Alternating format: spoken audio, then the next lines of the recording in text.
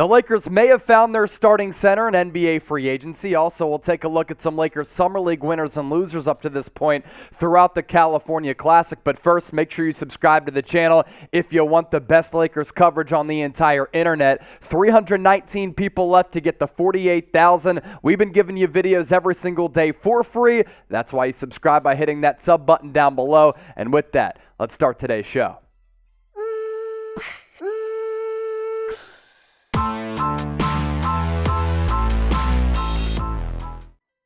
All right, here we go. This is the Los Angeles Lakers Report by Chat Sports. I'm your host, Chase Senior, coming your way on today's program. Summer League winners and losers as the Lakers wrapped up the California Classic on Tuesday.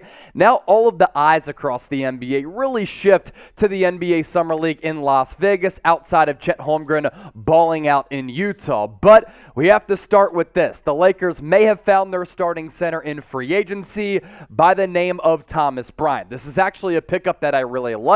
It's something that we've talked about over the last couple of days. It was finally made official after it seemed to be a two-horse race between Los Angeles as well as the Boston Celtics. He goes to the right rival team in the Lakers. Signed a one-year deal late on Tuesday night. Spent his first career season actually with the Lakers in 2017-18. Went to the Washington Wizards, where he actually had a nice little stretch there for a couple of years.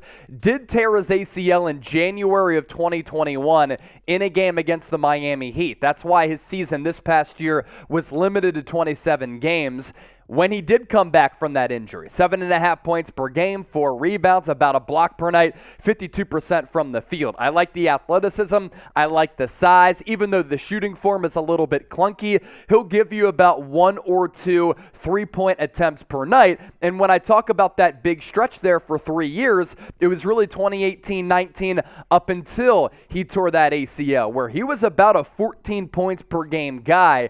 And on this Lakers roster, going to have an opportunity to be very active on the rebounds. Looks solid coming off the ACL. That's obviously important. We saw a nice little 20-plus game sample size where he was able to ramp up his activity and his energy. A sneaky good signing for an affordable price for a solid big man. You didn't need to go after a star. I now like the Lakers' depth at the center position. On yesterday's show, I had said, look, I just don't think Damian Jones is signed to be the starting five for this basketball team. Now that you get Thomas Bryant as well as Damian Jones, two young players. By the way, Bryant's like 6'10", 6'11", with like a 7'5", 7'6" wingspan, so he's really able to alter passing lanes, protect the rim a little bit. And then Damian Jones coming off the best year of his career after he looked to be a first-round bust back several years ago. Now, of course, the Lakers may make some more signings in free agency at this center position, but as of now, these are the two guys who are going to be competing for the starting five on this team. Who do you think should start? TB for Thomas Bryant, DJ for Damian Jones. Let me know in the comment section right now. From free agency to the other offseason activity that's currently going down and wrapping up to a certain degree for the Los Angeles Lakers as far as the California Classic, it is the NBA Summer League. Now, I really don't care about the results here. I'm more so scouting players, looking at how they're playing, if they have a role on an NBA roster, and some of the improvements that I'm hoping takes place from last year to this year for some of the players who have returned, like a Mac McClung, who we're going to talk about coming up around the corner. They truck the Miami Heat.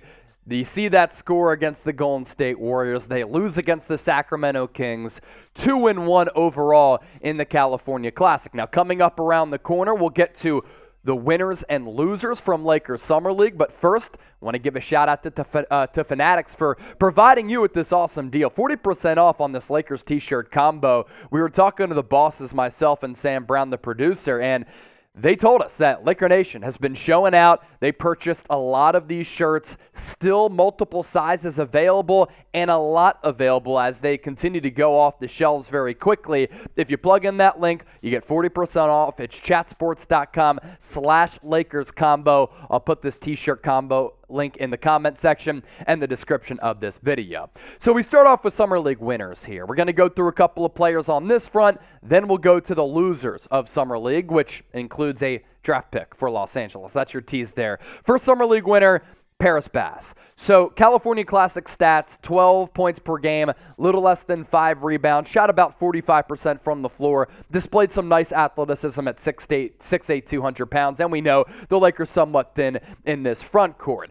To a legend now, Jay Huff. I saw a picture of the best Lakers centers of all time. It included Pau Gasol, Shaquille O'Neal, Kareem Abdul-Jabbar, Wilt Chamberlain, and at the front of the pack, Jay Huff. Yes, Jay Huff, the legend. It's because of what he did in 2 games played at the Summer League in California. 9.5 points per game, 6.5 rebounds, 2.5 blocks per game as well. Shot about 46% from the floor. Now, we'll see if he ends up playing in Las Vegas Summer League. We'll see if he continues to play well in Summer League in general and if he can crack this roster. But Jay Huff, certainly intriguing right now, becoming a social media superstar. Cole Swider is a player who transferred to Syracuse for his last year of collegiate basketball. Before that, played at Villanova. And when the Lakers signed him on draft night as a UDFA, they swooped him up really quickly because he was going to have value on the market. Why? He's 6'9", and he can shoot some threes. And reminds you a little bit of a player like Mike Muscala, who just returned to the Oklahoma City Thunder on the vet min. But 11 points per game, 5 3-point attempts per game. I love the confidence there. 60% makes on those shot attempts from downtown. Last Summer League winner. I told you we were going to talk about him. A YouTube legend, going back to the days where, man, he was throwing down hammers. Kind of reminded me of the YouTube movement like we saw from Noel Devine back in the day when YouTube first became a thing. The real ones know. A lot of you might be too young for that. But for the older Bulls, you know what I'm saying here. Mac McClung, another one of these YouTube legends, man. And he played well in the California Classic. Would like to see that transpire with an increase in competition at the Las Vegas Summer League. 13 points per game, 64% from the field. We know this dude is really athletic, just a little bit undersized at 6'2", 185. But honestly, can he become an Alex Caruso type? Maybe at some point down the road because of the athleticism. Caruso is really athletic. People underrate that aspect of his game, and he was able to develop a three-point shot. McClung needs to do the same if he wants to carve out an NBA role with the Lakers or another team. So those are our Summer League winners. Before we get to the losers, name me your biggest winner from the California Classic. I'm a nerd. I really like watching Summer League hoops, so you let me know what you think in the comment section right now. Unfortunately, our first loser is Max Christie, who was selected number 35 in the 2022 NBA draft a couple weeks ago out of Michigan State. And some of the same question marks we had from his days as a Sparty are the concerns that we had throughout the California Classic. Very inconsistent shooting the basketball. The shooting splits, not good at all. This is a guy who I think should spend the entire upcoming season in the G League, developing his craft, trying to get better, because he doesn't look to be an NBA player at this current moment. 6 points per game. The rebounding number is cool. I don't really need him to do that. I need him to defend. I need him to hit threes. He shot 14% from downtown.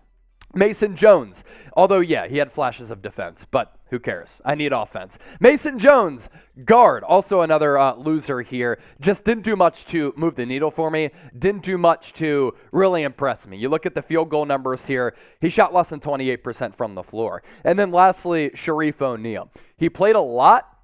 In his first Summer League game, he played very sparingly in the final 2 games. I think it's only a matter of time before the Lakers let him go. I don't think he has a role on an NBA roster. Go overseas, make a lot of money, especially using your name to your advantage, and maybe at some point, because he didn't play much college basketball at UCLA or LSU, he can work on his game a little bit. The Lakers did him a favor by giving him a chance on the Summer League roster because Shaquille O'Neal, an all-time Lakers great. 15 minutes played in Game 1. He got DNP'd in Game 2, 3 minutes in Game 3. You ain't going to crack the roster if you're not getting any burn, and he's not getting burned because he's not doing much to impress the coaching staff. If you made it to the end of today's video, there's another jam-packed Lakers report. I want you to type Lake Show in the comment section right now. I know a lot of you are real ones, but prove to me you are a real one, in fact, indeed, by typing Lake Show in the comment section, and make sure you subscribe to the channel. The link is down below, youtube.com/LakersTV, or just very simply hit that sub button. What do we bring you? Breaking news, rumors, interesting segments, top-level analysis, even though a lot of you like to call me a basketball fraud. Those are the haters, but the others say that I'm a basketball savant. Either way, we're going to continue to cook up the heaters right here on the channel. Make sure you subscribe, and thanks for watching today's show.